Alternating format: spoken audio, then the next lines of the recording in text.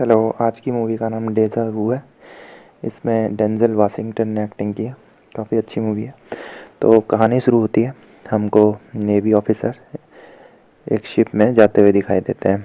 वो बहुत खुश नज़र आ रहे हैं और फिर शिप स्टार्ट हो जाता है और चलना शुरू करता है और सब लोग शिप में पार्टी कर रहे रहते हैं, दिखते हैं वहाँ। फिर हमको एक सीन शिफ्ट होता है और एक गार्ड हमको उसी शिप में दिखाई देता है। वो एक वैन से आवाज़ आ रही होती है और वो फिर उसकी तरफ जाता है। जैसे ही वो अंदर देखता है, उसमें वहाँ पे बॉम्ब लगा रहता है, लेकिन जैसे ही वो कुछ एक्ट कर पाता, वो बॉम्ब ब्लास्ट हो जाता है और शिप भी ब्लास्ट हो जाती है और बहुत सारे लोग हमें फिर पानी में गिरते हुए दिखाई देते हैं।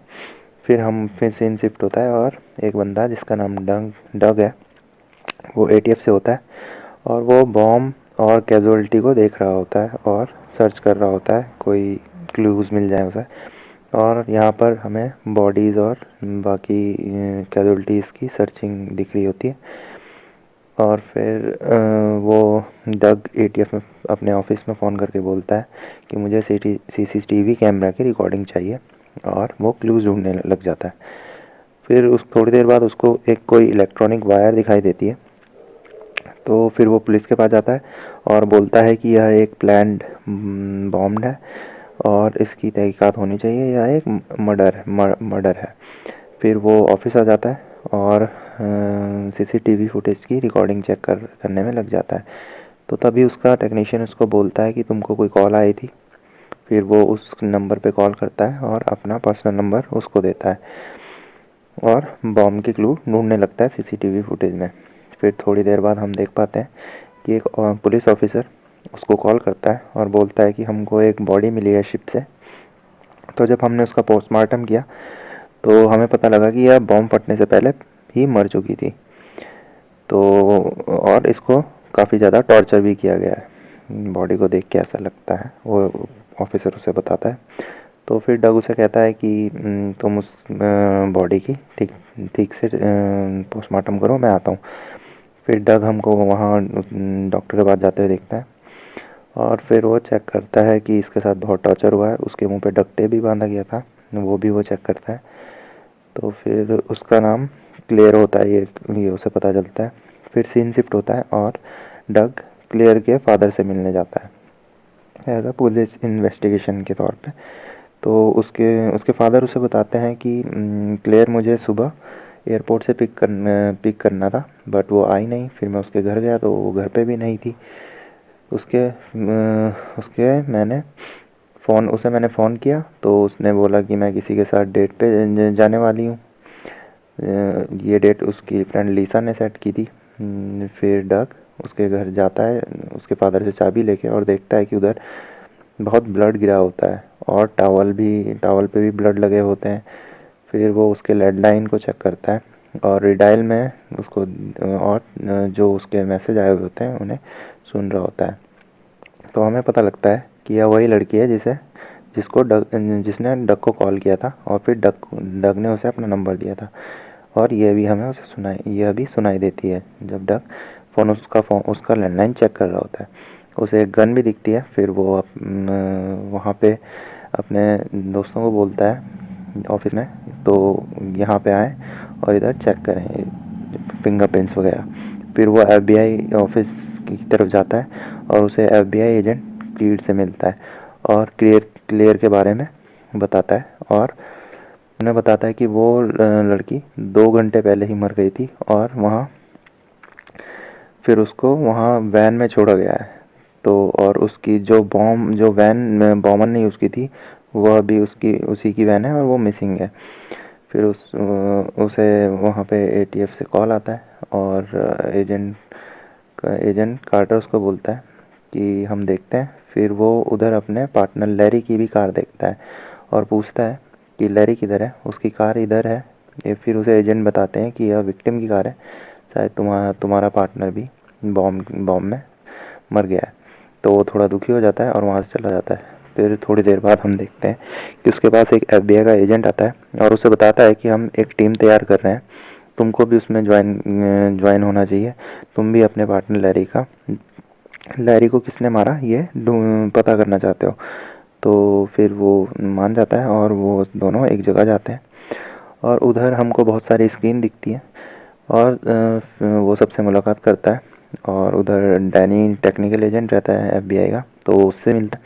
तो उधर हमको पता लगता है कि एफबीआई ने एक ऐसी टेक्निक बनाई है जो एक ऐसा प्रोग्राम है जिसका नाम स्नो वाइट है, जो प्रेजेंट डेट से 4 डेज 6 आवर पीछे देख सकते हैं उन स्क्रीनों में। बोलते हैं कि तुम भी हमारे साथ उस बॉमर को ढूंढने के लिए ट्राई करो, और नहीं तो वो क्या पता भाग जाए कंट्री छोड़ के। फिर वो सबसे पहले उस प्रोग्राम के ज़रिए क्लेयर के घर के अंदर की फुटेज देखते हैं और क्लू ढूंढ रहे होते हैं। फिर उनको एक फिर डग को एटीएफ एजेंट का फ़ोन आता है और एटीएफ एजेंट उसको बोलता है कि तुमको ग्लव यूज़ करने चाहिए, तुम्हारे फिंगरप्रिंट हर जगह है। फिर डग एजेंट को बोलता है, डग एफबीआई एजेंट को बताता है कि उसकी कोई डेट है, उसके बारे में भी क्या हम जान सकते हैं, और जान सकते हैं तो क्या हम एड्रेस भी पता कर सकते हैं कि वो कहाँ जा रही है। तो फिर वो उसे ढूंढने को बोलता है एफबीआई एजेंट को और खुद वो क्लियर के फिनल में जाता है प्रेजेंट डे में। फिर एफबीआई एजेंट को वो एड्रेस पता चल जाता है जहाँ उसको डेट पे जाना होता है। तो फिर उसको एक फ़ोन आता है और वो डेट पे रहती है, तो उसी बीच उसको एक फ़ोन आता है और वो बॉमर होता है। उसको उसकी वैन चाहिए होती है क्योंकि वो अपनी वैन बेचने वाली थी। तो एफबीआई एजेंट उसका बॉमर का एड्रेस और जहाँ से वो फ़ोन कर रहा है वो ढूंढने लगते हैं और थोड़ी देर में वो हमें पता लगता है कि वो एड्रेस मिल गया है। तो वो वहाँ की सीसीटीवी फुटेज चेक करते हैं लेकिन उसका चेहरा कहीं नहीं दिखाई देता। तो फिर वो उसे और ढूंढने लग जाता है। फिर हमको दिखाई देता है कि डग उस एजेंट से बात करते हुए दिखता है और बताता है कि हम क्लियर को फिर भी नहीं बचा पाएंगे। फिर वो रूम में आ जाता है और डग एक लेज़र लाइट से वहाँ जो स्क्रीन रहती है उस पर मारता है, तो वो उधर क्लियर को भी दिखाई देती है 4 दिन पीछे। तो फिर उसकी समझ में कुछ नहीं आता और वो उनसे पूछता है ये हो क्या रहा है, हम उसको क्यों नहीं बचा सकते, जब लेज़र लाइट वो देख पा रही है तो हम उसे कोई नोटिस तो छोड़ सकते हैं। तो फिर वो एजेंट उसे समझाते हैं कि यह जो प्रोग्राम है यह एक्सीडेंटली बन गया था। फिर डग बोलता है कि कुछ भेज सकते हैं उसको वार्निंग सिग्नल या कुछ, तो वो उसे बोलते हैं ये पॉसिबल नहीं है। फिर वो डग को एक नोटिस भेजने को बोलता है कि वो नोटिस मुझे भेज दीजिए, क्या पता हो जाए। तो फिर वो मान जाते हैं और एक नोटिस डग को भेजा जाता है। तो वो उस वक्त अपने पार्टनर के साथ लैरी के साथ रहता है उसके ऑफिस में, बट वो जो नोटिस भेजा गया है वो लैरी को मिल जाता है और लैरी उस लेके उसको बॉम्बर को ट्रैक करने लगता है। फिर लैरी थोड़ी देर में उसको ढूंढ लेता है, थोड़े टाइम में ढूंढ लेता है, बट वो लैरी को गोली मार देता है और उसको कार में डाल देता है और वहाँ से चला जाता है। तो ये वो देख रहे होते हैं, फिर वो उसको ढूंढने लगते हैं बॉम्बर को, बट उनका जो रेडियस रहता है जहाँ तक वो देख सकते हैं वो छोटा पड़ जाता है। तो इसके लिए उन्होंने एक चीज़ बनाई है, हेलमेट सा कुछ रहता है। तो वो फिर डक उसको लेके कार में बैठ जाता है और उनसे फ़ोन पे बात कर रहा रहता है ताकि वो भी देख सकें कि कहाँ जा रहा है वो। तो फिर वो रेडियस बढ़ जाती है और वो डक के साथ उसको ढूंढने लगते हैं। फिर वो डक ढूंढ थोड़ी देर में डक उसके पीछे गाड़ी के पीछे हो जाता है और वो हम स्क्रीन पे देख पाते हैं कि डक उसी की गाड़ी के पीछे है। तो डक फिर वो बॉमर के वेयर हाउस तक पहुंच जाता है। फिर वहाँ पे देखता है कि वहाँ एक एम्बुलेंस उसके घर में घुसी हुई है और ब्लास्ट भी हो रखा है। और फिर हम देखते हैं कि जो बॉमर है वो लैरी को जला रहा होता है। फिर वो एटीएफ को भी बुला लेते हैं वहाँ पे थोड़ी देर में, क्योंकि ये सीन तो पहले हो चुका है, बट जो देख रहे थे उस हेलमेट के थ्रू उनको वो चीज़ें स्क्रीन पे दिखाई दे रही थी। तो फिर वो सर्च होता है सारी चीज़ और वहाँ पे हमें लैरी को जला देता है, तो वो मर जाता है। और डग कहता है कि वो दोबारा क्लियर का ट्रक लेने जाएगा, क्योंकि इस वाले ट्रक में तो लैरी ने गोली मारी थी तो उसमें छेद हो गए थे। यहीं इसी बीच उस बॉमर के वेयर हाउस में उसे क्लेयर की इयररिंग भी मिलती है। तो फिर और एटीएफ को बॉमर का नाम और एड्रेस पता चल जाता है और उसको पकड़ लेते हैं। डग उसको इन्वेस्टिगेट कर रहा होता है और पूछता है कि तुमने ये सब क्यों किया। वो बोलता है मैं यूएस गवर्नमेंट के अगेंस्ट हूँ, ये सब इसलिए किया क्योंकि हमारी मिलिट्री में कोई वैल्यू नहीं है और पेट्रियोटिक को कोई समझ नहीं पा रहा है। फिर वो एफबीआई के पास जाता है और बोलता है बॉमर क्लियर को मार डालेगा, हमें उसको बचा सकते हैं। एफबीआई एजेंट बोलते हैं हमने बॉमर को पकड़ लिया है, केस क्लोज्ड।